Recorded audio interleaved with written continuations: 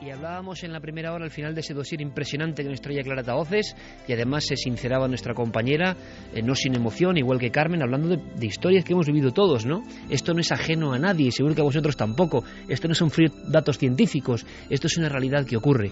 Y precisamente esta semana, de una forma un tanto muy inesperada, evidentemente, un buen amigo de este equipo, una de esas personas ya veteranas que por eso creo que tiene doble mérito, ¿no?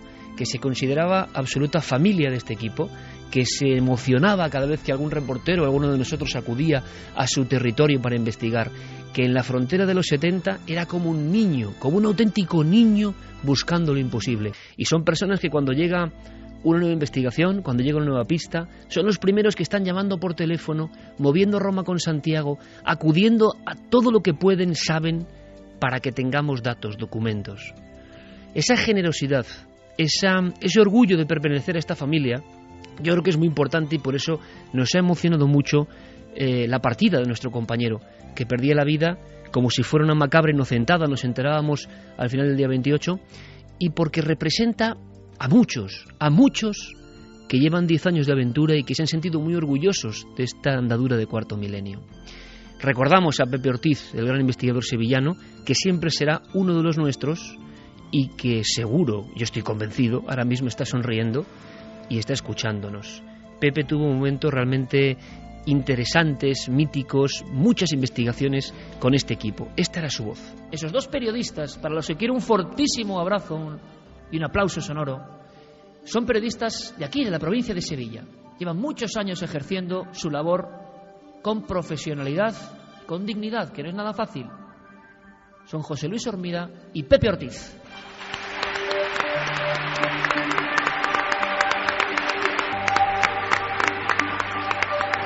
Bueno, ¿cómo suenan los aplausos, amigos? Es fuerte, ¿eh? Sigue siendo fuerte, que es lo increíble, ¿eh? Nos recuerda. Muchas gracias, Morón. Muchas gracias, Morón. Buenas noches, Ike. Buenas noches, Pepe. Santi. Todo el mundo que nos está escuchando, desde aquí, desde este auditorio y desde todo el resto de España. Bueno, estamos en el auditorio Blas Infante. Pepe nos trajo muchas historias, muchísimas. Yo he hecho un recuento de algunas y me salían muchas decenas de historias compartidas y sobre todo entregadas al público, porque no había ninguna necesidad de salir, de aparentar, de decir. Era entregar al público algo para que disfrutara. Casas donde ocurría algo, y muy pocas se quedaron, yo creo, en la provincia de Sevilla sin ser visitadas, sin noche de investigación, sin emoción. Pepe se emocionaba y a la cámara nos soltaba siempre cosas como esta. Aquí, ahí, puede ser que ahí haya un paso dimensional y hay una impregnación, por supuesto, ni que decir tiene, y en un momento determinado se manifiesta, no miente, lo han visto y cuentan. Estamos presentando a nuestro colega y compañero en las labores informativas en Sevilla, todo un clásico de la profesión allí, Pepe Ortiz. Bienvenido, amigo. Buenas noches, Ike. Sé que te ha emocionado un poco ver esta primera parte. Me ha emocionado muchísimo ver a Nieves, a su mujer, con qué cariño y con qué carisma y con qué valentía. Alan era un personaje, ¿cómo te lo podía yo definir? Era un bohemio científico, su forma de vestir, su forma de comportarse, su forma de tratar a las personas, a todo el que lo rodeaba, se sentía bien con Alan Day. Pero hoy, ante todo, quiero darte las gracias, Ike, en nombre de ya te lo habrá dado su mujer y María Eugenia, pero también en nombre de José Luis y desde allá arriba seguro que Enrique Vila también te la daría, dedicarle un programa a este gran personaje. Vamos a hacerlo con tu ayuda, Pepe, vamos a hacerlo con tu ayuda, que nos habéis brindado todo tipo de oportunidades de acercarnos, ¿no?, al personaje. Se refería Pepe Ortiz, siempre humilde, a otros amigos sevillanos que ya no están, que partieron, como el doctor Enrique Vila, que fuimos grandes amigos y que investigaron en este mundo que ahora comentaba Clara, ¿no? Todo al final es un círculo. Y él, en vez de arrojarse, Pepe, en vez de arrojarse, aquí estoy yo, esta es mi investigación, siempre tenía palabras de apoyo y de aprecio. Repito, no es solo por Pepe Ortiz al que mandamos un fuerte abrazo, a toda su familia, a su esposa, a todos los que le querían, sino por lo que creo yo, Santi, Carmen, Javi, Clara, y vosotros, sobre todo Santi y Carmen, que habéis conocido más en profundidad el personaje, no es Pepe Ortiz en sí, sino lo que yo creo que representa que es a mucha gente que se comporta de esta forma, que a veces no tienen el reconocimiento, ni ellos lo esperan, pero que saben que son muy queridos y que son un engranaje fundamental y que además, yo creo que es lo importante, no van a servirse de un programa como es Cuarto Milenio con lo que ha supuesto, sino que van a servir al programa como engranajes importantes para la misión que ellos han sentido también como propia, ¿no? Contar todos estos temas que siempre se habían apasionado y que ahora veían el eco que tenían, ¿no? Lo que yo veo en ellos es el entusiasmo, ¿no? que tienen estas personas, que hay muchos chicos jóvenes que te vienen diciendo... lo primero que piden es un sueldo y unas vacaciones pagadas, por supuesto, y esta gente es todo lo contrario. Tienen mucho bagaje en sus espaldas, han pasado por buenas etapas del misterio y por malas etapas, siempre se ilusionan, siempre se emocionan por las nuevas investigaciones que pueden aportar y a cambio no te piden nunca nada. Es gente que parece que está viviendo una nueva juventud del misterio, que en el programa se encuentran pues como en los buenos años 70, cuando el misterio estaba en plena ebullición y todos tenían un sitio. Parece que después, los 80, los 90, les dieron un poco de lado y los abandonaron. Y ahora por fin se ven reconocidos también, sobre todo a nivel popular, muchos de ellos, ese reconocimiento que no habían tenido en otras épocas, porque también era más difícil acceder a ellos, porque... con las redes sociales hoy en día se puede estar conectado con todo el mundo, y antes ese reconocimiento tan solo lo tenían dos personas, que eran Juanjo Benítez y Jiménez del Oso, que eran los que salían en la televisión, pero los que estaban alrededor quedaban un poco a la sombra de ellos. Bueno, también Sebastián Darbó en Cataluña era muy reconocido. Por cierto, que Sebastián, yo tengo que decir que yo he vivido, personaje peculiar, yo he vivido personalmente la emoción de investigar con su edad, el emocionarse. Pablo Villarrubia podría decirlo muy bien. Darbó, ahí está, yo quiero decirlo. Es uno de esos que puede gustar más, puede gustar menos, como todos. Pero que cuando hemos ido a pedir algo, cuando hemos ido a buscar algo, es el primero que se ha prestado a esta edad, rondando los 70, con una emoción de niño. Y es que eso... Y mira, en otras cosas me podrán engañar, pero en saber quién tiene entusiasmo y quién no, tengo un máster. Y se ve al minuto.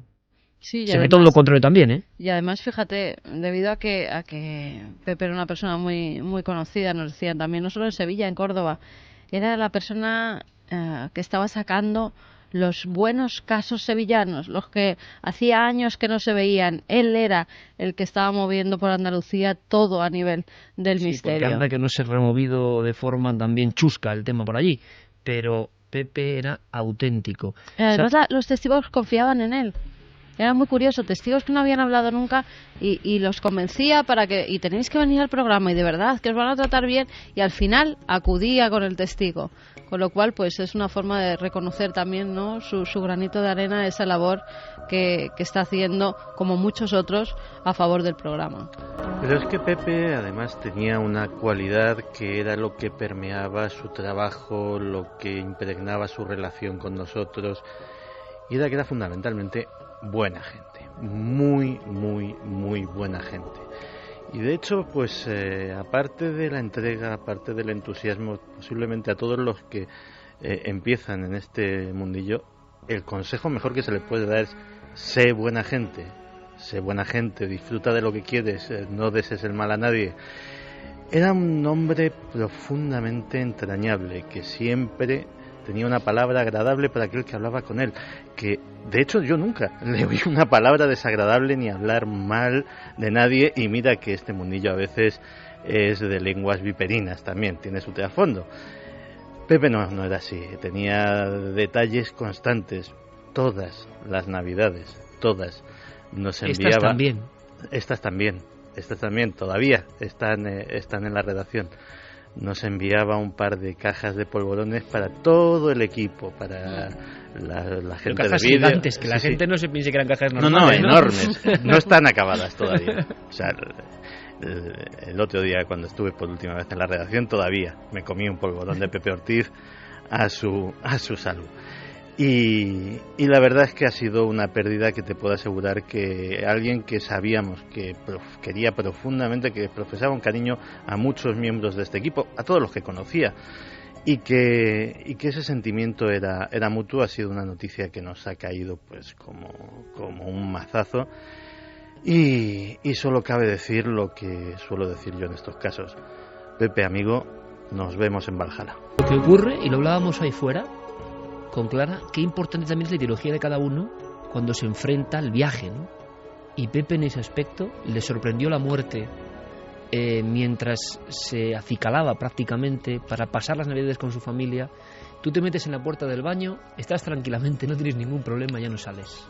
Así es la vida y hay que aprenderlo también. Sobre todo para no perder el tiempo con tonterías y con malas energías, ¿no? Pero si hay alguien que creía profundamente en que el cuerpo, como el doctor Enrique Willer, era uno de sus alumnos, ¿no?, viajaba a través del espacio cósmico y había nuevas aventuras, era Pepe. Por tanto, él tiene que estar en el fondo en esa otra parte. Somos los que nos quedamos aquí, como pasa siempre con la buena gente y con los amigos, los que nos quedamos un poco aturdidos y tristes, ¿no? Fíjate, es que además era una persona que tenía una vitalidad brutal que nunca te lo esperarías, porque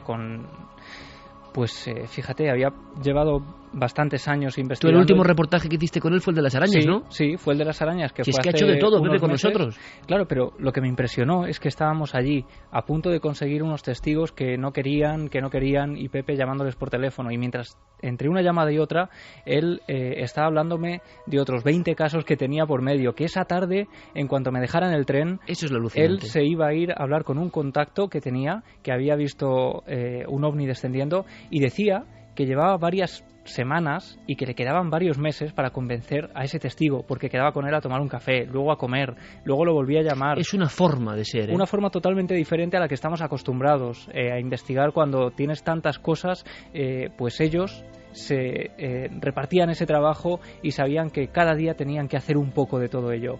Y la imagen que te decía que a mí me impresionó es cuando él y el amigo José Luis Hermida de pronto vienen al salón donde estábamos esperando y sacan un cuaderno lleno de páginas donde ellos, con una regla, habían ido haciendo una especie de cuadrante recogiendo casos ovni, y dentro de cada pequeño cuadro venía la fecha, el nombre, el teléfono, el dibujo rozando del ovni. Los 70 años, ¿eh? Eso es, y les quedaba muchísimo todavía por hacer, y estoy seguro de que Pepe, allá donde esté, seguirá investigando. Entonces es bonito recordar a Pepe Ortiz. Fue un investigador sevillano, dedicó su vida al misterio y tuvimos la fortuna de contar con él durante más de una década. Buen viaje, amigo. 3:25. ¿Qué os parece si en este instante en que se abre el silencio, nos marchamos a un sitio, sí que es un poco fuerte, hay que decirlo, ¿eh? Es un sitio donde una leyenda, decía Santiago Camacho, se va convirtiendo poco a poco en realidad. Él decía, y es muy del ámbito de la conspiración, que a veces no hay más que quedarse sentado y esperar a que las noticias confirmen lo que parecían ficciones. La bomba de Hitler, la bomba nuclear. Se ha hablado mucho, se ha escrito mucho, se ha especulado mucho. Ahora se da un lugar concreto, que además un compañero nuestro, Pablo Villarrubia, conoce por doble motivo. Un Pablo, por cierto, muy impactado, ¿no?, con la muerte de Pepe Ortiz, y que nos hablaba precisamente de que estaban preparando nuevos casos, ¿no?, para ahora mismo. Bueno, pues Pablo tiene una conexión que ahora nos contará Santi. El nombre del lugar es Gusen, y ahí se encierra un secreto que muchos buscabais, Santi. Pues sí, de hecho, fíjate, hace un rato estábamos hablando de programas de televisión, estábamos hablando de cómo las series están cambiando el panorama. Pues fíjate, te das cuenta de la cantidad de descubrimientos curiosos, trascendentes, de los que hemos hablado en este programa, que han sido llevados a cabo últimamente por documentalistas, por directores de documentales. Pues este es uno de ellos. El protagonista se llama Andreas Sulzer y era uno de tantos que estaba obsesionado con la idea de confirmar lo que para muchos historiadores ortodoxos no era más que rumores, propaganda nazi, bulos de uno y otro bando, que era la posibilidad de que Hitler no hubiera estado muy cerca de tener la bomba atómica, sino que incluso hubiese llegado a hacer pruebas. Así que, armado de los datos que tenía, empezó a rastrear una zona en los alrededores de Gusen. Gusen está en el norte de Austria, cerca de la frontera checa, y allí al lado estaba uno de los más atroces campos de concentración, campos de exterminio, donde además se utilizaba mano de obra esclava, entre otras cosas, para fabricar otra de las Wunderwaffe, de las armas definitivas de Hitler, los bombarderos y cazas a reacción. Y además también se habla de experimentos atroces con los prisioneros. Y encontró algo que le llamó poderosamente la atención, una anomalía. había una zona en la que la radiación era muy superior a lo normal. No había yacimientos de uranio, no había nada que lo explicase, y se fue para allá con un equipo y encontró una zona de terreno que le llamó la atención. Empezaron a cavar y debajo había unas losas de granito. Las retiraron y ahí se encontraron la gran sorpresa: la entrada a un gigantesco túnel.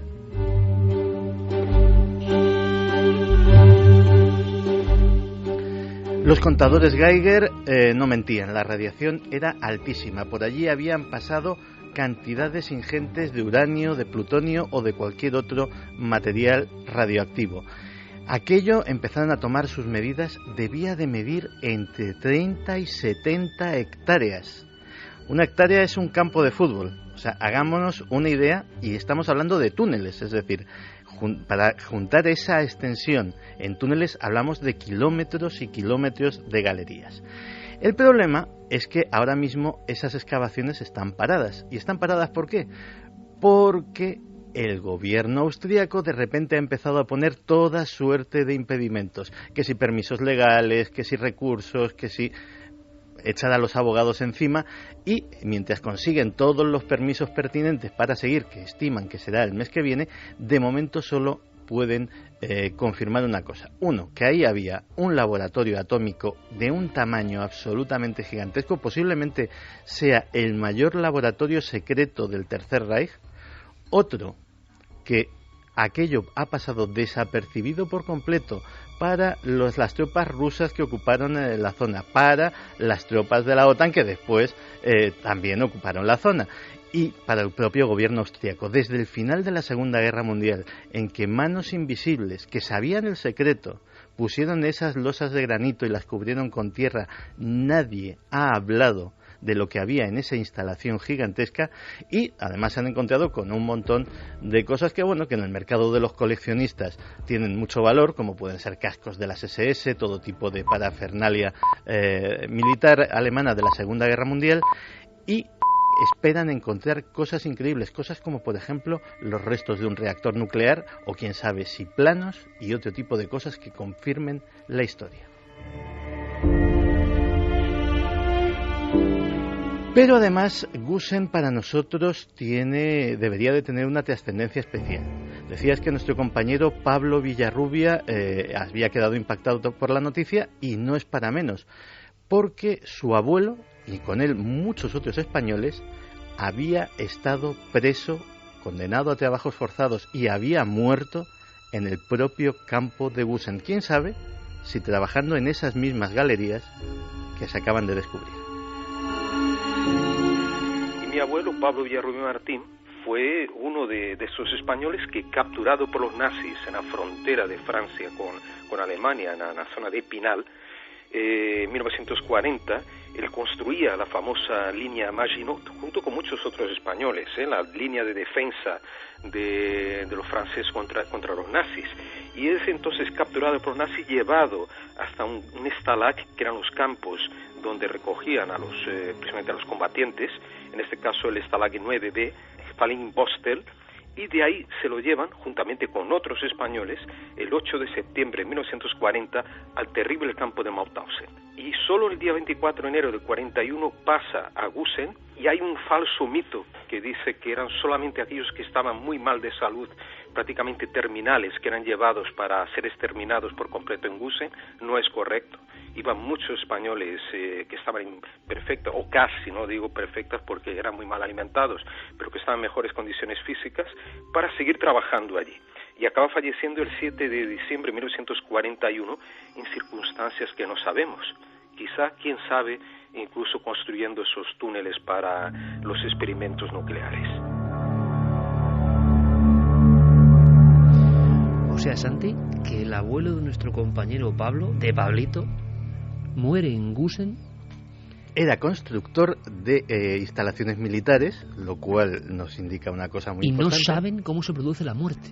Y nadie sabe cómo murieron en los campos de exterminio miles y miles de personas. Fíjate que los agrimensores que están ahora mismo en los túneles de Gusen creen que entre los túneles que se han encontrado Y el campo de concentración e incluso el otro campo, el de Mauthausen, debe de haber una conexión subterránea que los conectase para traer y llevar a los prisioneros a las obras.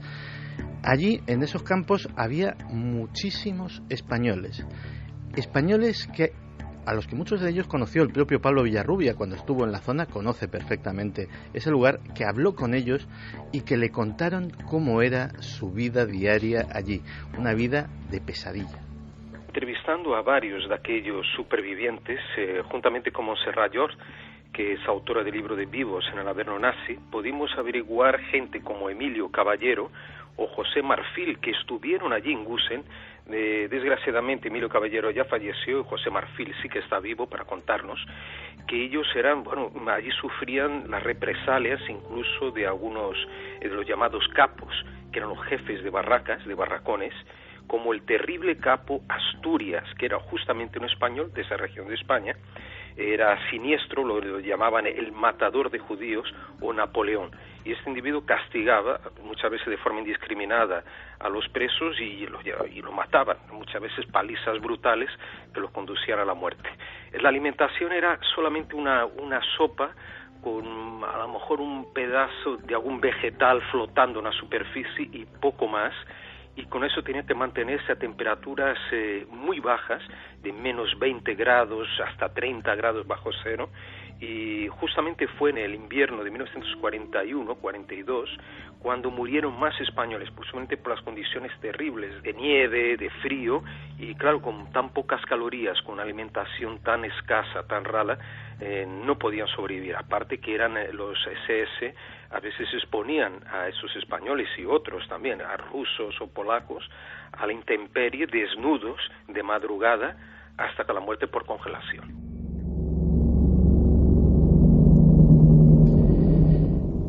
Pues fíjate que toda esta historia me ha llevado a sacar de mis archivos un artículo de la Revista Española de Defensa de agosto de 1984, que en su día, en ese agosto de 1984, fue tremendamente atacado por los historiadores ortodoxos diciendo que aquello era una sarta de fantasías, y que lo escribía Luigi Romersa. Luigi Romersa escribía en primera persona porque él era el protagonista de lo que relataba. Luigi Romersa había sido uno de los hombres de confianza de Benito Mussolini. En 1943 hubo una reunión entre el Führer y el Duce en la que hablaron del curso de la guerra, y Hitler se vanaglorió de tener una serie de armas maravillosas que estaba a punto de desarrollar, entre ellas algo que denominaban la bomba disgregadora. Mussolini mostró mucho interés y pidió por favor que si podía enviar a su emisario, en este caso el propio Luigi Romersa, que escribía el artículo, para ver estos laboratorios y si acaso contemplar una prueba. Lo emplazaron para el año siguiente, 1944. El 12 de octubre de 1944, Luigi Romersa estaba en la isla de Rügen, a orillas del mar Báltico, y le llevaron a una especie de búnker semienterrado, donde unos tipos que llevaban unos trajes de amianto y unas gafas extrañas le proveyeron también de esos anteojos y de ese traje de amianto para que contemplase algo que no olvidaría en la vida. Era la famosa prueba de la bomba disgregadora, un resplandor cegador que lo llenó todo, una nube en forma de hongo que según él alcanzó miles de metros. En definitiva, lo que venía a ser la primera prueba atómica de la historia. Dentro de esos túneles se puede encontrar a lo mejor la confirmación de esta historia, o la confirmación de otros muchos historiadores heterodoxos norteamericanos que afirman que la prueba de Trinity, la primera bomba atómica norteamericana, la que se probó en el desierto de Nuevo México, solo pudo ser posible gracias al material capturado a los nazis, o incluso que la bomba atómica de Hiroshima, no así la de Nagasaki, era enteramente de fabricación alemana, mientras que la primera bomba atómica norteamericana sería, en realidad, la segunda lanzada del mundo. Como decimos antes, a sentarse y a esperar, a que es como también el proceso a veces científico, ¿no? Hay una novedad, hay una resistencia, y luego a veces en algunos casos hay una aceptación. Pues con el ámbito de las noticias conspiranoicas Hay una novedad, una alarma, una incredulidad, algunos pasan el filtro y de repente poco a poco empieza a haber una aceptación. ¿Cuántos temas que hemos tocado aquí, Made in Santi Camacho, y tratados en ocasiones por el público como exageraciones, como alarmismo, ahora hay una tónica que yo no sé qué pasa, que los periodistas tenemos que cuidar de la gente o algo así, y no tenemos que alarmar. La principal consigna es no alarmar. O sea, nosotros estamos... Para no dar la noticia, ¿no? Exacto. Ya no estamos para contar, al parecer, sino para no alarmar, para calmar. En fin, alucinante, ¿no? Perdiendo ya la esencia de... Entonces, como se causa alarma con algunas cosas, hay un freno. Pero curiosamente pasa el tiempo y muchas de las noticias que ha contado Santi, se podía hacer un repaso hasta gráfico, podíamos pedirlo a ese cerebro electrónico C3PO, que es Diego Marañón, que nos haga el recuento de qué temas de Santi han aparecido después en lo que llaman pomposamente algunos prensa seria, con debates de sesudos intelectuales, tomándolo ya como verdad. Ese salto del ámbito de la conspiración a la realidad. Ahora, pasa mucho tiempo. Fracking, bueno, es que hay un montón de los que Santi comentó hace tiempo y que la luego bomba atómica española, los estudios de la bomba atómica española, miles de cosas, ¿no? Pero te quiero decir que hay un proceso que dura X tiempo y que en ese tiempo también se frenan muchas investigaciones. Decía Schopenhauer que toda verdad pasa por varios procesos. Al principio se ríen de ti, luego te discuten y finalmente lo aceptan. Pues con muchos de estos temas, no siempre, o sea, el mundo de la información alternativa o de la conspiración, o llámalo como quieras, no es infalible. Hay claro, enormes metidas de y pata, errores, claro, evidentemente. Y interpretaciones hechas con muy buena fe, pero en base o bien a datos falsos o a una mala interpretación de los datos que no han terminado cuajando. Pero hay determinadas cosas a lo largo de mi carrera, y son ya muchos años, que me doy cuenta de que las tienes justificadas, las tienes documentadas, las tienes probadas y no se aceptan porque en ese momento no interesa aceptarlas. Claro. Y no es hasta que ya las pruebas son tan palmarias y sobre todo de conocimiento tan general, cuando ya lo sabe una cierta masa crítica, ya no se puede negar. Pero pueden pasar años para que llegue ese conocimiento. Y décadas. Y décadas. O sea, pueden pasar. Yo recuerdo que, por ejemplo, ahora, después de lo de Snowden y de todo este tipo de cosas, yo los primeros artículos que escribí, y los escribí en la revista Enigmas cuando trabajaba allí, hace pues puede ser 15 años, sobre por ejemplo la pérdida de la privacidad o cómo los gobiernos están constantemente monitorizando tus comunicaciones. Pues había ciertos grupitos escépticos de la primitiva Internet que ya decían, bueno, estas son chorradas porque esto es técnicamente imposible. Que nos vigilan, ¿no? Bueno, porque la gente siempre está dando por saco en todas porque partes. haría falta unos medios informáticos y unos presupuestos que no serían viables y no sé qué y no sé cuántas. Y esto sí, no pero ahí está el freno, ¿no? El freno que hace que muchos no crean evidentemente en ese momento. Y luego nos vamos enterando de que la vigilancia ha sido absoluta. Por cierto, Santi, aunque sea brevemente, para el 2015, ¿crees que alguna de esas noticias que tú has dado va a emerger en la prensa seria? ¿Habrá que estar atento especialmente? Seguramente, y te voy a decir por qué. No te voy a decir ninguna en concreto porque esto es como, aquí puede saltar la liebre en cualquier momento y en cualquier lado. Pero estamos viviendo una época tan extraña, tan convulsa, que no me extrañaría nada que este año fuera de alguna revelación, no te voy a decir constantes, pero al menos de una que nos llene de asombro para el resto del año y para unos cuantos años más. Bueno, pues ahora lo que vamos a hacer, mandando también un abrazo a Diego Marañón, evidentemente, 1000 semanas, él no lleva 1000 semanas, pero lleva unas cuantas ya. Vamos a escuchar otra de sus entrevistas. Decían que era mentira lo de las 1000 semanas. Es que hay gente que no sabe que hacíamos 2 emisiones. Sí, bueno, claro. En fin, bueno. Pues el público incrédulo. Es que no se hemos levantado con ganas de decir, pues 1000 programas. Pues venga. Que investigue y que vea las semanas de emisión, incluidos los veranos. Semanas de emisión. Y de verdad que es un número muy redondo y que ahí están los datos que yo llevo escrupulosamente y que nos sentimos muy orgullosos. Bueno, pues Diego, en la última porción de esas 1000 semanas, está entrevistando a personajes bien curiosos. Ojalá haya hallazgos de este tipo, ¿no? En el 2015, algún hallazgo arqueológico de este nivel. Pero yo creo que os puede sorprender. Nuestra idea es una perspectiva diferente de personajes. Pero ojo, no dicen invenciones.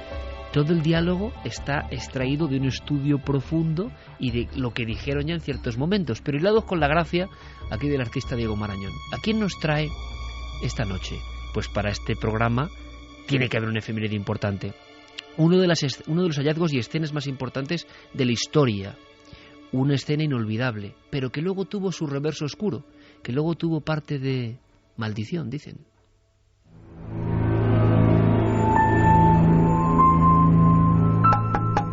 Hola, buenas. ¿Se puede? Hola, señor Carter, le estaba esperando. Pase, pase, no hace falta que llame. Gracias. A otro con ese cuento. Ya entré sin llamar una vez en cierto sitio y los que me acompañaban salieron escaldados. Así que cualquier precaución es poca, majo. ¿Y qué sitio era ese? No me venga con historias, lo sabe perfectamente. Si no, ¿a santo de qué iba a estar usted aquí? Ya, bueno, era por darle un poco más de emoción. Luego hablaremos de eso, porque no sé si lo sabe, pero este año se han cumplido justo 100 años desde que le otorgaron a usted el permiso para excavar. ¡Un siglo, nada menos! Se dice pronto. Y parece que fue ayer cuando me llevaron al cementerio de Pundy Vale. Bueno, comencemos por el principio. Era usted el menor de 11 hermanos. Sí, nos criamos en Kensington. Mi padre era un artista, ¿sabe? Nos mantenía con el dinero que ganaba haciendo retratos. ¿Retratos de gente importante? De las mascotas de gente importante. Lo bueno es que de todos los hermanos fui yo quien heredó su facilidad para el dibujo. Con los años ese talento me vino muy bien. Sí, porque según he leído no tenía usted estudios académicos. ¿Qué insinúa? ¿Acaso ha descubierto usted algo en su vida? Pues, entonces a callar. Bueno, ya me habían advertido que tenía usted mal genio. Que se lo digan a aquellos turistas franceses que me encontré en Saqqara en 1905. Llegué a las manos con ellos. Y por aquella bobada casi se viene abajo mi carrera. Me cesaron como jefe de antigüedades. ¿No le parece una injusticia? No sabría decirle. No, claro, ¿usted qué va a saber? Centrémonos. ¿Me cuenta lo de la tumba? Ay, sí, lo de la tumba. Qué tiempos. Todo comenzó con la ayuda de mi mecenas George Edward Stanhope Molinet Herbert. ¿Todo eso es solo una persona? Bueno, ustedes lo conocen más como Lord Carnarvon.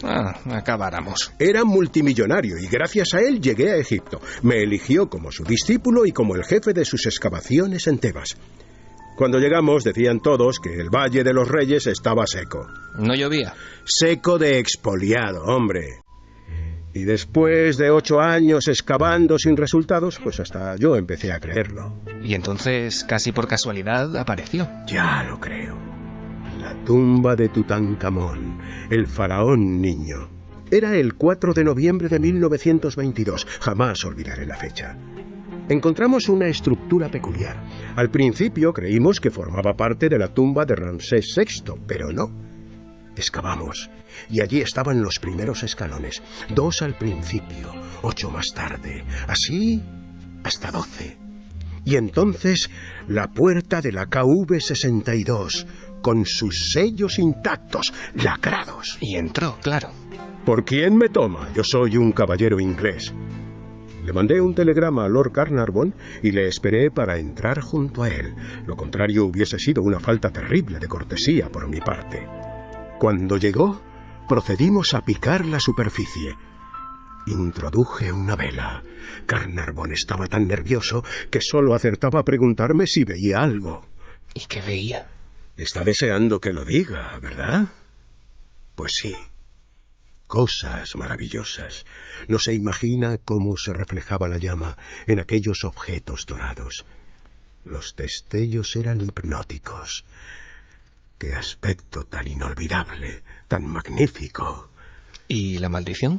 Eso, más que a mí, debería preguntárselo a Lord Carnarvon, a él y a todos los que fueron cayendo como moscas. Yo viví 64 años. Que bueno, tampoco es para tirar cohetes. Sepa usted que para la época 64 añazos no eran moco de pavo. En cierto modo, creo que si yo me libré de estar en esa lista fue por una especie de conexión invisible entre el faraón y yo. Puede ser. Sabrá que ha pasado usted a la historia por su descubrimiento, ¿no? Evidentemente. También intenté buscar la tumba de Alejandro Magno en Asia Menor, pero eso ya fue más complicado. Tenga en cuenta que por el asunto de Tutankamón, la Universidad de Yale me nombró doctor honoris causa. No sabía. No me sorprende. ¿Ha terminado? Pues creo que sí. Muchas gracias. Oiga, ¿sabe por dónde anda Lord Carnarvon? Ya que estoy aquí, sería interesante conocer su versión. Vaya usted a saber. Los multimillonarios son igual de excéntricos aquí arriba. Debí suponerlo.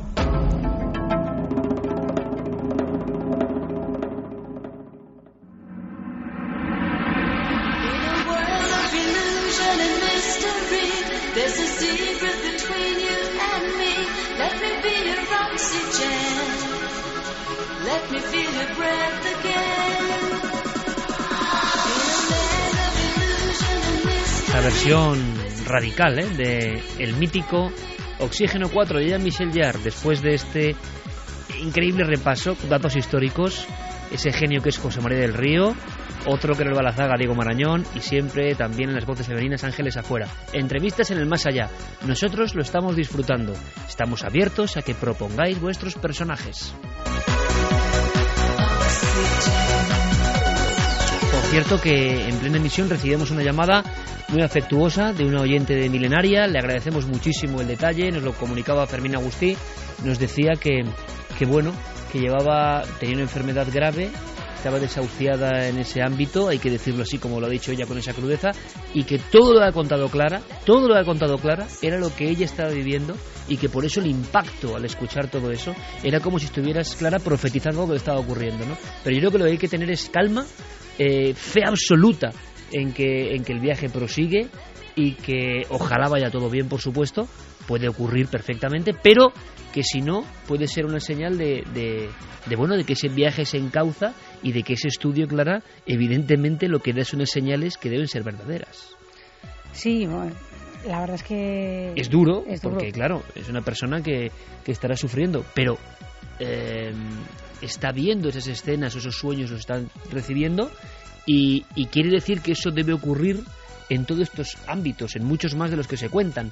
Por tanto, quizás es una señal de que puede ocurrir algo, y algo que, como tú has comentado muy bien, no daba angustia, sino que tiene que dar incluso paz y como asunción de lo que está ocurriendo. Sí, ¿no? además, según el estudio, a medida que ese proceso avanzaba era cuando más tranquilidad se iba adquiriendo, porque al principio es un poco desconcertante, claro. Pero le deseamos la máxima de las suertes a esta oyente. Pero una vez más, Clara, con datos concretos que se viven, ¿no?, en la realidad, no son invenciones. Resulta que muchas personas, y seguro que no es la única, ha vivido estos fenómenos, ¿no?, que están ahí, alrededor de la muerte. Yo es que cada vez estoy más convencido, de verdad lo digo, no tengo el poder de dar bálsamo a nadie quizá, pero es mi opinión personal. Esto igual no lo diría hace 15 años, pero yo, por todo lo que voy viviendo, es que me entra hasta dentro de mi lógica de lo que es la realidad de la vida. Seguro, yo estoy convencido, es mi opinión, que el viaje prosigue. Ahora, es un viaje inimaginable. Hace poco Anaís Pascual me pasaba un diálogo de dos niños en la tripa de su mamá, un diálogo inventado, claro, pero que era muy curioso. Los dos discutían, uno era escéptico y otro crédulo. Oye, ¿habrá vida ahí fuera? ¿Cómo va a haber vida ahí fuera? Nadie la ha descrito. Pero viviremos en esta misma agua, en este mismo caldo. Pues claro, seguro, porque la vida es esto. Pero ¿tú crees que hay un ser que yo siento, hablando de la mamá? No, nadie lo ha descrito nunca. Es decir, dos fetos en una conversación maravillosa, imaginaria, ni siquiera podían imaginar, uno intuía un poco más, que había otra vida ahí fuera en el exterior.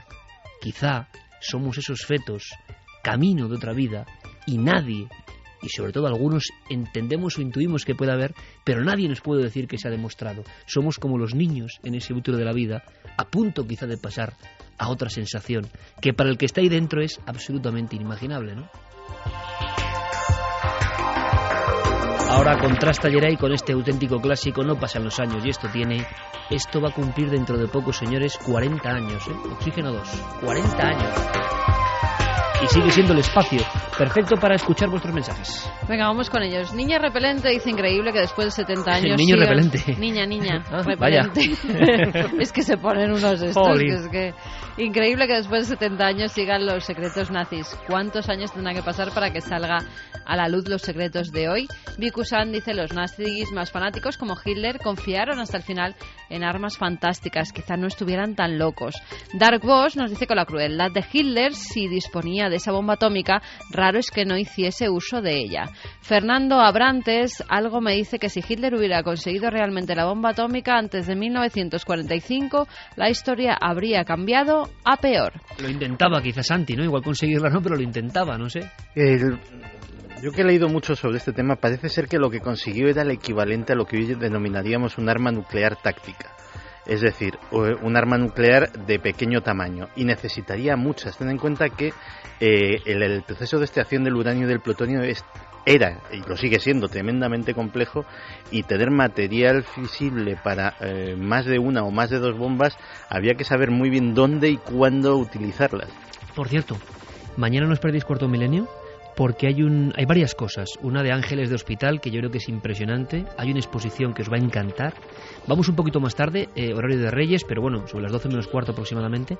Va a merecer la pena. Hay un reportaje de Pablo Villarrubia, chicos, sobre minas del oro nazi, sobre el Wolfram y sobre el peligro de minas abiertas en España que envenenan campos y ríos, que os vais a quedar impresionados de cómo son las minas, de cómo son estos lugares. Hemos ido con los geólogos responsables y expertos en mineralogía, y es conspiración pura, es veneno en España en diferentes puntos, desde que en España se despertó la fiebre del oro nazi. Lo contamos todo mañana.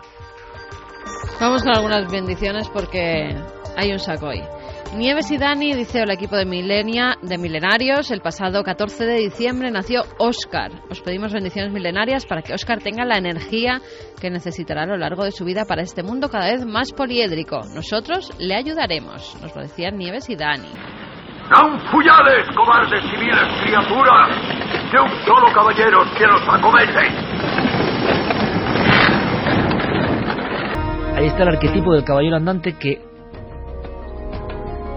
hace renacer Miguel de Cervantes, y se ha especulado mucho. Bueno, había noticias recientes sobre Miguel de Cervantes y su eterno misterio.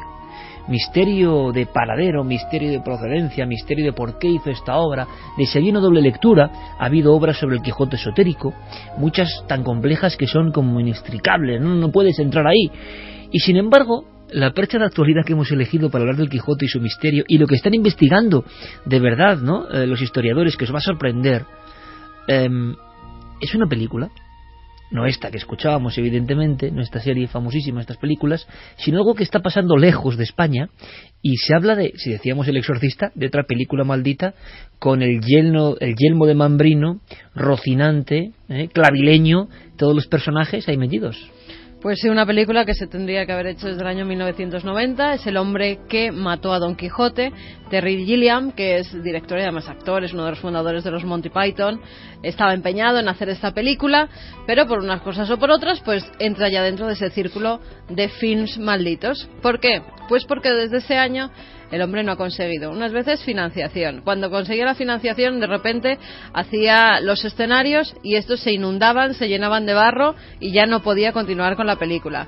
Tenía a Johnny Depp como uno de los actores. Bueno, pues ahora ya tampoco lo tiene, porque ya después de tantas veces, 7 veces ha intentado hacer esta película. La séptima se va, en teoría, toquemos madera, el pobre ya dice que si la maldición 25 años de maldición, 25 años de maldición, que va a empezar en octubre en nuestro país a rodar, las Islas Canarias además, a rodar este film, que veremos si llega, porque de aquí hasta octubre pueden pasar 1000 cosas, y hasta él mismo ya se ríe un poco.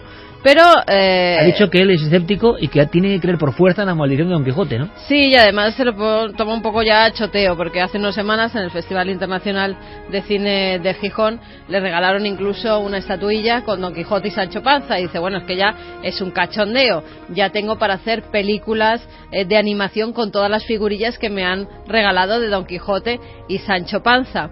Pero lo curioso de esto es que hasta José Luis Escobar, que es productor, ha llegado a decir que cada día llegaban a trabajar con la sensación de que iba a pasar algo, y algo malo.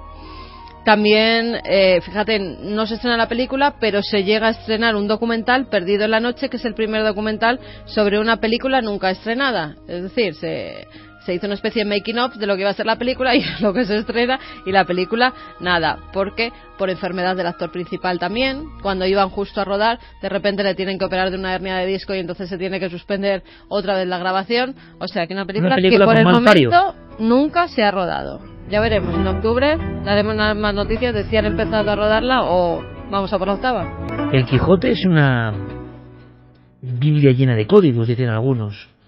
Hay personas en nuestro país que intentan leer entre líneas y han buscado la verdad del Quijote. A mí esto me parece apasionante, porque no se sabe ni la verdad de Cervantes realmente, y la verdad del Quijote, y la verdad de ese libro. ¿Quería decirnos algo? Hay una segunda lectura, hubo personajes reales, ahí empieza esta historia. Javi, ¿qué es noticia? Sí, porque estos dos investigadores estaban fascinados por la figura del Quijote y por todo eso que sutilmente la obra parece esconder detrás, pero no muestra de ninguna forma. Ellos son de alguna forma también Quijotes, unos Quijotes que ya van por ahí sin armaduras, que no llevan lanzas, pero que sí luchan contra gigantes, que son los gigantes de lo aceptado comúnmente. Ellos ya están recibiendo críticas y están preparados para recibir más porque la labor no ha terminado, están todavía investigando. Comenzaron hace unos meses. Ellos han tomado ya el bálsamo de Fierabras, ¿no? Por completo. Y están dispuestos a todo. Así es. Llevan ni más ni menos la friolera de 2.000 folios consultados. Es, desde luego, hasta el momento una de las investigaciones más exhaustivas. Hablamos de legajos antiguos y de documentos buscando paradero de personajes reales y si pudieron existir, que sería maravilloso, ¿no? El gran enigma del Quijote como realidad, que Cervantes se basase en algo real, que pasó realmente en La Mancha.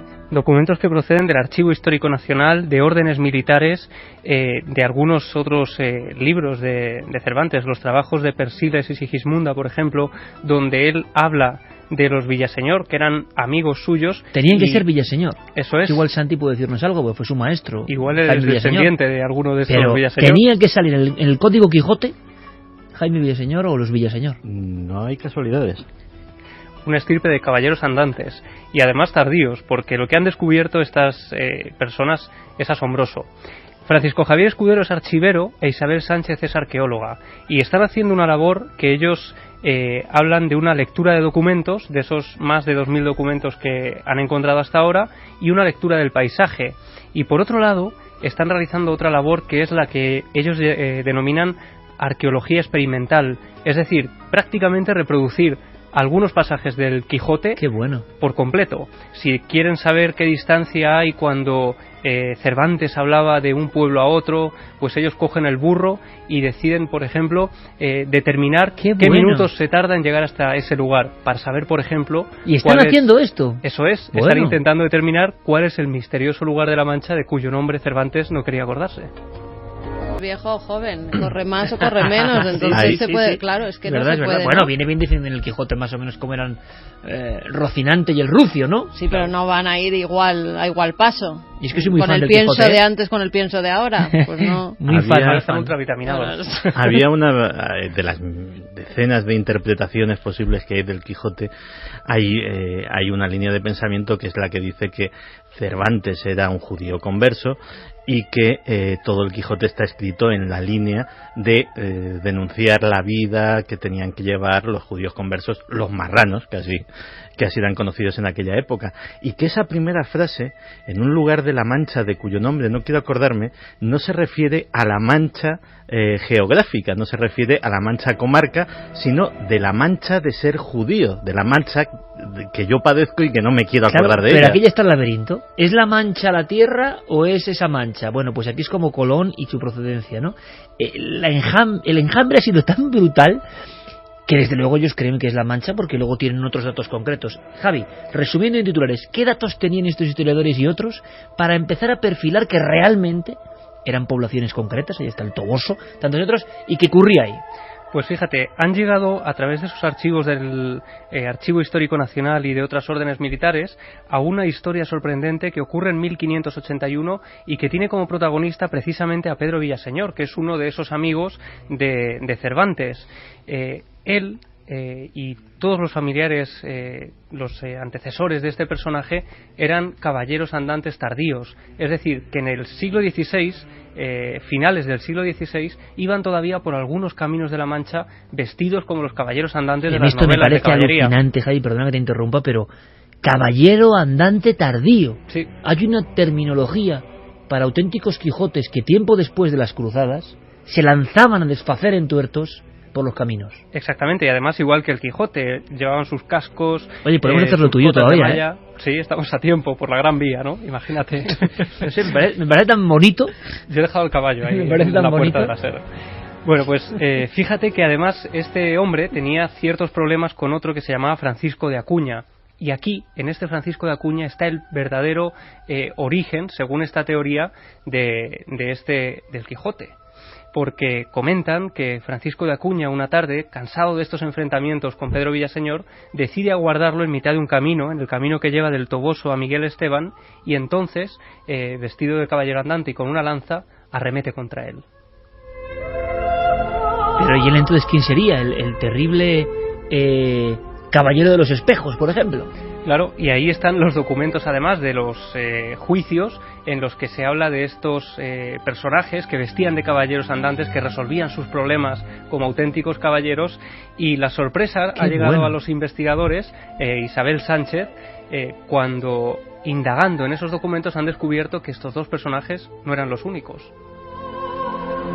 Nos chocó mucho encontrarnos con estos hechos, ¿no? De que a finales del siglo XVI, en 1581, la gente iba por la zona del Toboso, de Miguel Esteban y Quintanar de la Orden, vestido todavía de caballero, con su escudo, su casco, sus espadas, su lanza, y encima atacando al personal, ¿no? Eso nos llamó la atención. Pues fíjate, parece ser que Francisco de Acuña no sería el único personaje del que bebería el Quijote. En 1573 hay otro hombre, es Rodrigo Quijada, un personaje que en los documentos aparece ya como alguien polémico, al que los vecinos le deseaban todo mal porque estaba bastante enloquecido, y que de hecho intentó asesinar a otro villaseñor en otra reyerta mucho anterior a la de Pedro. Y precisamente por eso, la teoría que tienen estos investigadores es que el sentido de Miguel de Cervantes al escribir el Quijote era honrar a estos villaseñor y de alguna forma ridiculizar a los enemigos de sus amigos. Vamos a escuchar, si quieres, a uno de los investigadores, a Javier Escudero, hablándonos también de otros personajes reales que han encontrado en los documentos históricos. Que vagaban por la Mancha y que aparecen como caballeros andantes solitarios. Increíble. Lo que estamos descubriendo es que gran parte de los personajes, y muchos, no solamente el propio Don Quijote, ¿no? En este caso que decimos que Francisco de Acuña, o nosotros proponemos a Rodrigo Quijada Curiel, ¿no? Rodrigo Quijada Curiel como otro posible personaje en que se basara Cervantes, que era regidor del Quintanar y una persona odiada de la zona. No solamente proponemos esto, es que Juan Aldudo, por ejemplo, Aldudo el Rico, que aparece en la primera salida de Don Quijote, y por tanto el primer germen de la novela, también es un personaje real. Y era el mesonero del Toboso, ¿no? Y también participa en un asesinato, ¿no? Y un asesinato de un sacerdote de aquella época. Entonces, luego aparecen estos villaseñores que también aparecen en hechos muy luctuosos, es decir, que realmente, por lo que sí estamos viendo, muchos de estos personajes tienen una gran proporción, no lo podemos saber exactamente cuántos, pero un gran porcentaje de los personajes que aparecen en el Quijote son reales. 400 años después de los caballeros andantes reales, otras personas se ponían esos artificios y buscaban justicia y desfacían entuertos, intentaban ser paladines del bien. Me parece increíble y maravilloso. Aquí la historia tiene un giro hacia nuestros temas, Javi. Sí, porque la casualidad hizo que, fíjate, cuando estaba yo indagando en este tema y sacando información, estaba de viaje con Paloma Navarrete, y ella, sin saber nada de esto, me contó que acababa de llegar de un viaje en Córdoba, una casa que habían denominado los vecinos del pueblo como la Casa de las Brujas, y que resulta que encajaba perfectamente con esta historia, porque volví a ver personajes reales que aparecían en la obra de Cervantes. Era en Montilla, cerca de Córdoba, y fuimos a visitar lo que llamaban en el pueblo la Casa de las Brujas. La Casa de las Brujas ya estaba medio en ruinas, o sea, fue una aventura entrar, pero efectivamente ahí ocurrían cosas. Por lo menos pudimos tener una conversación con las que habían sido dueñas de la casa en la época de Cervantes. Eran 3 hermanas. Esas 3 hermanas eran brujas. La mayor creo que la llamaban la Contreras. Después había una segunda que la llamaban la Galiana. Con la Galiana estuvimos hablando y nos contó cómo era lo que vivían y cómo lo vivían. Y luego en el sótano de esa casa pues tenía la mayor, que la mayor realmente se llamaba Leonor, tenía su laboratorio. Y entonces yo la veía como ella hacía ahí sus cocimientos, tenía sus hierbas. Y lo curioso de todo es que, aparte de toda la experiencia que vivimos, que fue muy interesante, es que esas brujas de esa época salen citadas en el Quijote. Y tanto que salen, voto a bríos que sí que salen, que están ahí en el documento. Por cierto que en breve, en Cuarto Milenio, que espero que no os abandonáis, porque claro, viene otra forma de hacer tele, pero viene una competencia tremebunda, así que yo espero que nos ayudéis a partir de los domingos, aunque vayamos un poquito más tarde, o más pronto, no lo sé, pero por ahí. Pero estaré atentos, vienen historias tremendas, y una de ellas es Paloma de Nueva Prueba, pero ante escépticos de la talla de Loeches, solo puedo decir que se han quedado alucinados, como nos quedamos nosotros desde la lógica racional que tenemos todavía al escuchar a Paloma hablando de escenas de Cervantes. Pero continuemos en la investigación, vayamos de nuevo a los datos. Pues hablaba Paloma de esas brujas de Montilla y, como sabemos, Cervantes, que fue recaudador de contribuciones, hay referencias, hay datos que lo sitúan en Montilla en 1592, precisamente en la época en la que pudieron actuar estas brujas, y por eso se teoriza que efectivamente Cervantes conoció a estas mujeres o pudo tener referencias de ellas. De hecho, en las novelas ejemplares describe a una de ellas como: todo era anatomía de huesos, cubiertos con una piel negra, valiosa y curtida, denegridos los labios, traspillados los dientes, la nariz corva y entablada, desencajados los ojos, la cabeza desgrañada, las mejillas chupadas, angosta la garganta y los pechos sumidos. La Cañizares oculta su brujería bajo una apariencia de devoción. Es hospitalera y cura a los pobres, aunque a veces los roba. Escenarios, porque antes hablábamos de personajes que tienen que ver pues con esa escena. Yo la primera vez que, yo no sé vosotros, claro, todos, es que es lo terrible, claro, te obligan a leer el Quijote en sí, con 12 años y tal, y claro, es que es como todo, ¿no? Como tan a destiempo.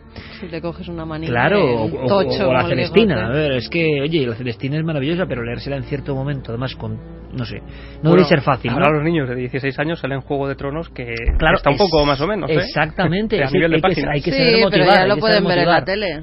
Ya. No. Pero también leen, ¿eh? También leen los si libros. no los dibujos de Sancho Quijote, o las crónicas de Narnia. Bueno, esos dibujos son los más maravillosos de la historia. Sí, pero gracias a ellos nos enteramos un poco de lo que era el Quijote. Y no yo recuerdo, yo la primera vez que leí el Quijote fue con un libro que era como con ilustraciones.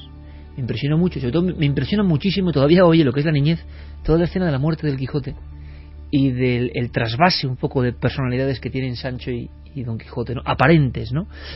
Hay todo un código ahí, estoy seguro, de muchas cosas y de muchas energías que se mueven y que Cervantes dejó ahí como vuela pluma. Pero hay escenarios maravillosos como la venta, donde Don Quijote pasa la noche de luna de caballero a la intemperie mientras los demás se ríen y él está velando armas, ¿no? Es decir, velar armas.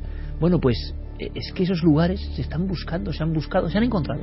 Se han encontrado. De hecho, los documentos, por esa información que aparece en el Quijote, por esos datos, por los mapas antiguos que ellos han ido consultando pacientemente, han descubierto que en el lugar exacto que aparece en el libro, resulta que existió realmente una venta que estuvo abierta durante cerca de 2 siglos y que, bueno, es el lugar que aparece en ese libro. Si quieres, vamos a escuchar a Isabel Sánchez contándonos este hallazgo. Como es un estudio de, aparte de la lectura de documentos, estamos haciendo un estudio del paisaje. Empezamos desde la prehistoria y a la línea analizando todo el paisaje nos estamos dando cuenta que todo concuerda, porque hemos encontrado pues con esa descripción que hace de la Mancha con sus dehesas, sus bosques, los caminos. Y al estudiar a fondo toda la documentación de la zona y el paisaje, vimos que en Manjabacas, que es donde nosotros pensamos que estaba la venta, hemos encontrado la venta que había ahí, vamos, que hay es real, vamos, que la documentación nos habla de una venta de medieval, fortificada, y es la única que hay en todo el territorio, y arqueológicamente la hemos localizado. Arqueológicamente se ha encontrado una venta que estuvo abierta, hospitalizando a personas como se hacía, para curar heridas, para reposar los huesos, dando comida a los viandantes durante 2 siglos, negocios de 2 siglos. Ahí estaban, no están ya hoy, pero estuvieron en algún momento. Es una investigación apasionante. Nos quedamos buscando el epicentro de todo, ¿no? Que es Claro. la gran incógnita, ¿no? El lugar de la Mancha de cuyo nombre Cervantes por algún motivo no quería acordarse. Sí, porque bueno, estos investigadores sobre todo quieren recalcar que ellos no quieren quitarle ningún mérito a Cervantes, sino dejar claro que él se inspiró en cosas que vio a lo largo de sus viajes y que plasmó después en esta obra maestra. Precisamente sobre ese lugar del que hablabas, el lugar con el que comienza el Quijote, ya se han hecho algunos estudios. En el año 2004 la Universidad Complutense de Madrid, con una serie de expertos sobre los mapas, intentan llegar a ese lugar, y midiendo y haciendo una serie de comprobaciones, ellos dicen que es el pueblo de Villanueva de los Infantes. Aquello levantó cierta polémica en determinados lugares. Porque hay varios lugares de la Mancha que se disputan, ¿no? Ahí empezó todo, ¿no? Igual que ocurre con Colón y con tantos otros personajes, ¿no? Pues, sin embargo, la teoría que manejan estos dos investigadores es otra muy distinta, y precisamente han llegado a ella a través de lo que hablábamos al principio, de esa arqueología experimental. Tenemos 3 candidatos ya. Se nos ha acotado mucho el terreno. Tiene que estar muy cerca del Toboso, inclusive hasta puede ser el propio Toboso, pero ya se nos acota mucho, porque si uno va leyendo y va conociendo el paisaje y sobre todo seguir, si está a 2 leguas son 2 leguas, hay mula, pues hay que probar. Hemos hecho arqueología experimental, nos hemos ido en mula a ver cuánto se tarda esas 2 leguas. Si nos dicen, está con el sol de Soslayo, por ejemplo, yendo desde el Toboso, pues nosotros cogemos un camino que es que estamos viendo que sí que existe el camino, que cruza con otros cuantos caminos, que hay un pozo, que había mejor un bosque, y claro, andas lo que te dice y es que no te puedes salir de ese entorno. Si está lo del Toboso, está lo del Toboso. Si está en una media jornada es mediodía, ¿no? Entonces eso tiene que ser como mucho 3 o 4 horas, tiene que estar muy cerquita del Toboso. Como decías, Javier, que siga la búsqueda de estos Quijotes, que tirando de arqueología y de documentos y viajando hasta en burro, me parece maravilloso que pasen estas cosas. Está intentando buscar los cimientos reales, si es que los hay, de los pilares de una de las obras universales, ¿no? Que además cuenta tantas cosas que no es difícil de ver, ¿no? Hay un ensayo que yo recomiendo, conocido, ¿no?, de Miguel de Unamuno, Vida de Don Quijote y Sancho. A mí me impresionó mucho su lectura. Vida de Don Quijote y Sancho. Y decía Unamuno en este caso, en voz de Don Quijote, aquello de a los bachilleres / burócratas, ¿no?, demagogos, y fuera con ellos, y gritaba todo el rato eso. Y es un libro muy impresionante sobre el espíritu que resume Don Quijote. Y yo creo que siempre es bueno volver. A veces es imposible, no hay tiempo en esta vida real, ¿no? Las personas no quieren, y sería absurdo decir, no, hay que leer el Quijote. Por lo menos que indaguen, que investiguen, que puedan ver visiones, si quieren los jóvenes, más resumidas, porque verán algo que insufla, ¿no?, un ánimo de vida, de fantasía y de vida de aventura. A mí me sorprendió un día que hice una mini encuesta y había personas que preferían a Sancho Panza. A mí me impresionó mucho, de verdad, ¿no? Porque hay 2 formas de estar en la vida. Sancho Panza, pegado a la racionalidad, y Don Quijote. Pero ya cada uno, ¿verdad?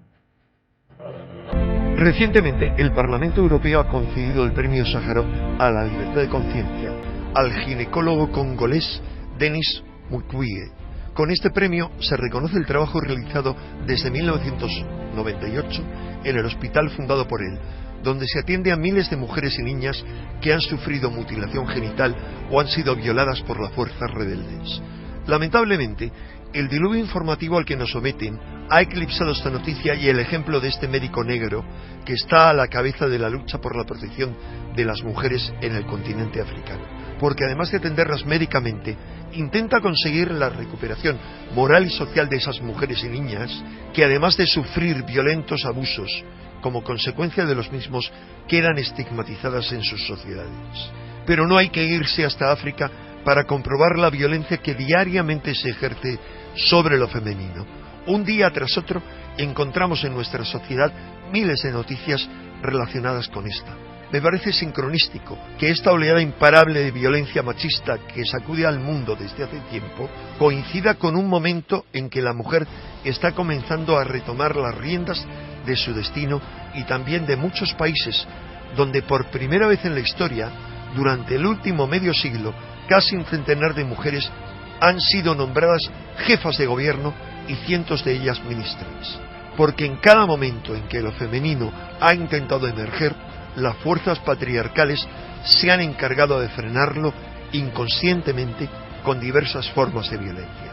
Algunos hombres con quienes he debatido sobre este tema me han argumentado que nadie habla de la insoportable violencia psicológica que muchas mujeres ejercen sobre el hombre, provocando reacciones indeseables. Esto tal vez sea cierto, pero las víctimas mortales casi siempre son ellas, y además lo importante es que esa presión colectiva está exigiéndole al varón que cambie, y él se resiste por todos los medios. También estas personas sostienen que esto es algo que ha ocurrido siempre, pero ahora los medios de comunicación hablan de ello con tanta insistencia que convierten este fenómeno criminal en algo habitual, contribuyendo a convertirlo en una epidemia alarmante. ¿Sería pues mejor entonces mantener un silencio cómplice? No hay duda de que la imposición del macho es tan vieja como el patriarcado. Aquí se hace lo que yo digo y punto. Si no, atenta a las consecuencias. La maté porque era mía. Son algunas de las significativas expresiones que apuntan al núcleo duro de esa tragedia. El ego individual que intenta imponerse al de quienes nos rodean por todos los medios y cargado de 1001 sinrazones. La solución está en el corazón humano y en el desarrollo de la conciencia transpersonal, no en medidas políticas que son parches imprescindibles, eso sí, para evitar que la presa se desborde y nos ahogue a todos. Y lo mismo ocurre con todos los problemas del mundo.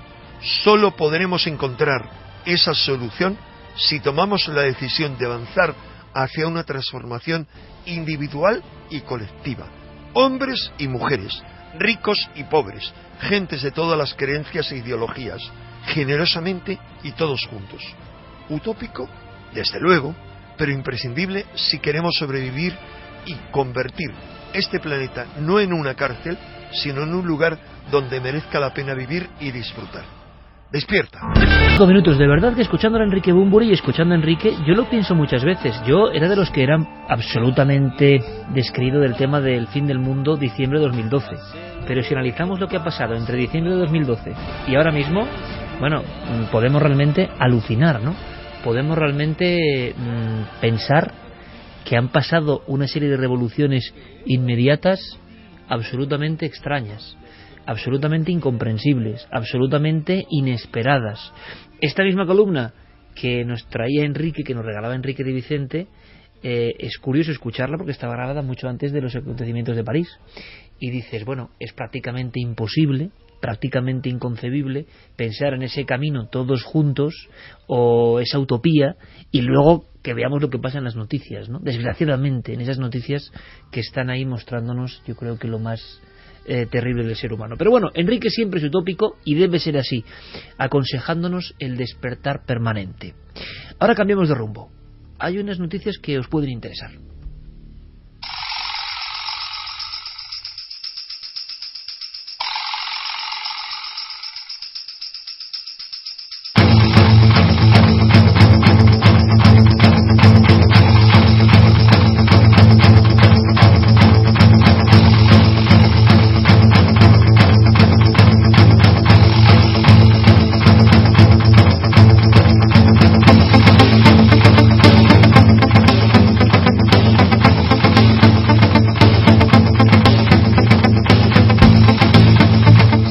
Algo sobre Hitler y su mítica ceguera, mítica no, real ceguera.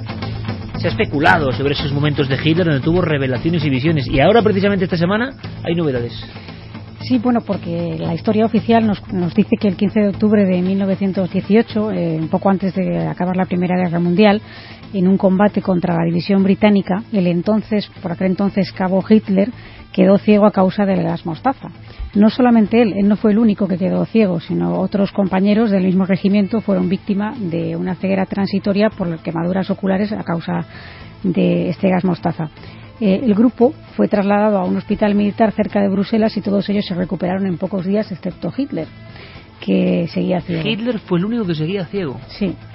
Entonces, según la versión oficial, esta patología provocó su traslado al hospital de Pasewalk, en la ciudad, en la región de la Pomerania, en Alemania.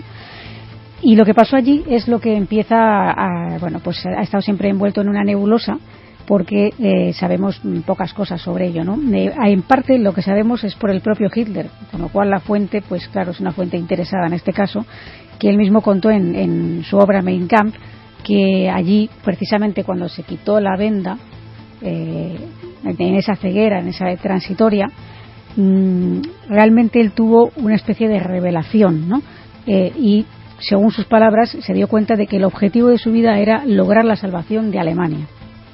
Pues bien, ahora un libro, La nieve y el hierro, Batalla de las Ardenas, 1944-1945, concluye, después de realizar investigaciones por diferentes fuentes, que bueno, pues la patología que tenía Hitler en parte no era debido al gas mostaza, sino a una especie de histeria, tuvo un colapso, por así decir, y de hecho fue reconocido por un par de doctores. Uno era un médico judío que bueno, él concluyó en que debía de ser una histeria, pero aún así se lo pasó a un colega suyo que era neuropsiquiatra, y ambos concluyeron en lo mismo. Entonces la terapia que se habría seguido para que Hitler recuperara la visión habría sido una terapia de autosugestión, porque los picores que él tenía y los dolores que tenía en los ojos era de tanto restregarse, porque él, como creía que se había quedado ciego, pues no veía, y entonces como no veía, pues se restregaba, y entonces así era un continuo. Y finalmente él se recuperó de este trastorno, una especie de estrés agudo mental que se puede manifestar con diferentes síntomas. Puede ser pérdida de memoria, insomnio, tartamudeo, mutismo, tics físicos, parálisis, sordera o incluso pues la ceguera, como en este caso, ¿no? Lo cierto es que cuando Hitler se recupera de este colapso mental, el expediente donde se habla de esta terapia y de lo que sucede allí, una vez que él asciende al poder, desaparece misteriosamente. Y estos doctores, que se estaban oliendo lo que iba a pasar, uno de ellos, el médico judío, fue internado en un campo de concentración del que pudo salir poco tiempo después, ya que su mujer era amiga del embajador de Islandia y emigró y pudo salvar la vida. Pero el neuropsiquiatra, pues después de varios intentaron desprestigiar su labor profesional, diciendo que habían encontrado material pornográfico, que realizaba orgías alcohólicas y que además era contrario al régimen. Bueno, pues después de desprestigiarle y demás, pues él decía que si aparecía la noticia de que se había suicidado, que no la creyeran, pero lo cierto es que tuvo 2 intentos de suicidio y en el tercero pues se rajó un tiro y murió. O sea que los 2 médicos que diagnosticaron el episodio clave para que Hitler empiece su carrera, ¿no?, en el corazón de Europa, tuvieron su doble persecución y fueron un poco periodistas de la conspiración, médicos de la conspiración, ¿no, Santi? Perseguidos por una verdad que ellos sabían que estaba ahí, pero que no quería ser publicada. Algo más hay en torno a la medicina, Santi, pero esto es el futuro absolutamente, bueno, el presente, y es algo que algunos decían en la ciencia ficción y que se va a convertir, parece ser, en realidad. Es que en realidad no estamos siquiera hablando de medicina. A día de hoy, y las noticias han dado la vuelta al mundo en las últimas 2 semanas sobre este personaje, si alguien tiene, según todos los expertos mundiales en ciencia y tecnología de vanguardia, todas las papeletas para ser el Bill Gates o el Steve Jobs de dentro de 25 años, el hombre que ha puesto una tecnología determinada patas arriba y ha revolucionado el mundo, ese hombre se llama Austin Heinz, que es el director, el presidente y principal accionista de una empresa que se llama Cambrian Genomics. ¿Qué hace Cambrian Genomics? ¿O cuál es su propósito? Su propósito es convertir la genética en un artículo de consumo, así como suena. Cambrian Genomics ha convertido algo que era extraordinariamente caro, extraordinariamente difícil y extraordinariamente dificultoso, como era la creación de ADN, en un proceso barato y sencillo. De hecho, creación de ADN, has dicho. Sí. básicamente el servicio que está ahora mismo ofertando Cambian Genomics, empresa que está consiguiendo millones y millones y millones de dólares de inversores, como por ejemplo personas que fueron los primeros inversores en Twitter, sin ir más lejos, o personas o fondos de inversión, etcétera, etcétera, que esperan evidentemente esas inversiones millonarias recuperarlas en algún tiempo, multiplicadas por muchos ceros. Pues el servicio que ofrecen es básicamente imprimir ADN, así de claro. Lo que ha creado la empresa de Austin Haynes es una impresora láser de ADN. Básicamente ellos diseñan una secuencia de ADN, y sus aparatos, ¿qué hacen? La imprimen millones de veces. Cuando la han impreso millones de veces, tienen un detector que detecta y descarta las cadenas erróneas, porque la impresora todavía imprime muchos errores, pero el detector es lo suficientemente preciso como para esas cadenas erróneas descartarlas y quedarse solo con cadenas de ADN perfectamente viable impresas en un medio que solamente hace falta un virus u otro tipo de vector para introducirlas en un organismo vivo. ¿Pero y qué ganas con eso? O sea, ¿para qué sirve eso exactamente? Pues básicamente hay muchos genetistas que tienen sus propios diseños de ADN, que han diseñado modificaciones o organismos completamente nuevos. Criaturas nuevas. Sí, y que sencillamente esta gente dice, oye, pues te mandamos el ADN de ese bicho y créalo. Ya, por ejemplo, entre los éxitos curiosos algunos de Cambian Genomics está el haber creado una rosa fluorescente. Una rosa fluorescente que es una criatura absolutamente nueva en la naturaleza. Austin Haynes dice que en algún momento llegarán a crear, porque ellos dicen, no estamos interesados en la replicación, nosotros lo que queremos es crear criaturas absolutamente nuevas y, desde luego, meternos también en el diseño de los seres humanos. En ese sentido, uno de los, no me atrevo a llamarlo avances, y aquí ruego seriedad a todos mis compañeros. A ver. Esto es verídico, esto lo ha hecho Austin. A ver, Santi. Un virus que su utilidad tiene cierta utilidad médica, insertarlo en la vagina femenina.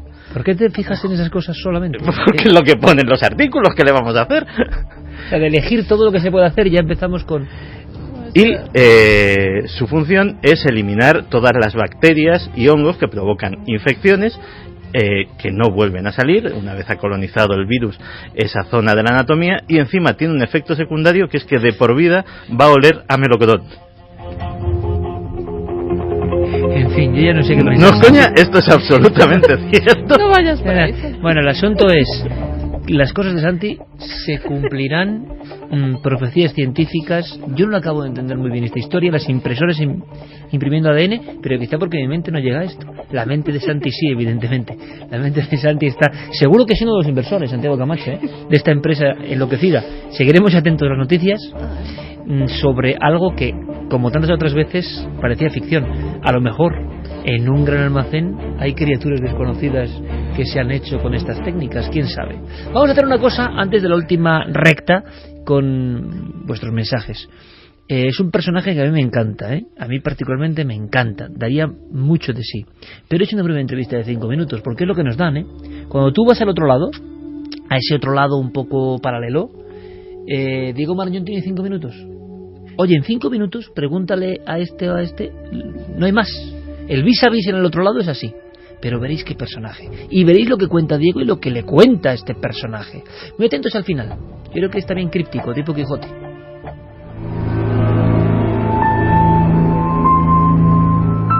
Buenas noches, señor Jung. No se entretenga en formalidades y vaya al grano, oiga. He dejado empezada una partida de cartas para atenderle. Por cierto, que yo cobro por las entrevistas. Oh, vaya. Bueno, eso lo arreglamos luego, si le parece. Como quiera, pero no se va a librar. Vivió usted en la época de los grandes descubrimientos, casi en una explosión de conocimiento. ¿Siempre tuvo claro que quería dedicarse a la psiquiatría? Sí, y eso acarreó que tanto mi familia como mis profesores en la Universidad de Basilea me mirasen con desaprobación y hasta con tristeza. No es que les culpe. ¿Qué quiere decir? Piense que hablamos de 1890. Por aquel entonces la psiquiatría ni siquiera estaba considerada como una ciencia. Ellos solo querían lo mejor para mí. Creían que dedicándome a la cirugía mi futuro sería más prometedor. ¿Comprende ahora? Sí, creo que sí. ¿Y sus primeros contactos con nuestros temas? Pues eso fue justo antes de comenzar la carrera. Conocí a una chica. Era medium. No sé, supongo que me interesé en aspectos relacionados con el espiritismo porque intentaba encontrar alguna explicación a ciertos fenómenos extraños. ¿Por ejemplo? Bueno, ya sabe... No, yo no sé nada, cuénteme. Pues lo normal en estos casos, ruidos de origen incierto, muebles que se rompían, sueños premonitorios... Lo de los sueños era bien curioso, sí. En vida me avisaron de la muerte de muchos amigos y familiares, incluida mi madre. Pero lo más increíble fue lo del cuchillo. ¿El cuchillo? Sí. Uno de los cuchillos que había en mi cocina, ¿sabe? Pues estalló. Se rompió en 1000 pedazos sin motivo aparente, delante de mí. Quiero decir que... Bueno, aquello fue un fenómeno físico y sin duda real. Quedé tan impresionado que lo conservé hasta mi muerte. Y nada más doctorarse, llegó usted a la jefatura de la clínica psiquiátrica de... Sí, fue rápido, sí. Lo recuerdo con vértigo. Aquella época fue interesante porque yo estaba muy atraído por la práctica de la hipnosis y logré hacer algunos experimentos. En uno de ellos traté a una mujer aquejada de una parálisis parcial en una pierna. Llegó con muletas y cayó en trance enseguida. Al despertarla exclamó que ya estaba curada. No me diga. ¿Cómo se lo cuento? Yo pensaba que deliraba, pero no. Comenzó a caminar con normalidad y ya nunca recayó. A partir de aquel momento me gané el mote de el mago de Basilea. Todo un orgullo. Vamos, que si pretendían ridiculizarme, iban listos. ¿Usted defendió a Freud? Hombre, ya lo creo. Su teoría del inconsciente apuntaba con claridad al lugar donde han de estar las respuestas a los fenómenos inexplicables, a las curaciones milagrosas. Freud fue quien puso todo eso sobre la mesa. Y sin embargo tuvieron un encontronazo. Bueno, son cosas que pasan. En 1907 yo percibí que él me apreciaba hasta el punto de apuntarme como su sucesor natural, pero al mismo tiempo no le gustaba mi interés en el ocultismo y en la superstición. Yo opinaba que el inconsciente también tenía raíces en ese campo, y él no. Bueno, no sé si me explico. Simplemente no acabamos de entendernos. Ya. Pero a lo mejor porque él, pues, no vivió las mismas cosas que yo, ¿sabe? Por ejemplo, en 1944 a mí me dio un infarto. ¿Me está diciendo que si Freud hubiese tenido un infarto... No, hombre, no. Lo importante no fue el infarto, sino el efecto, digamos, colateral. Yo sentí que había muerto.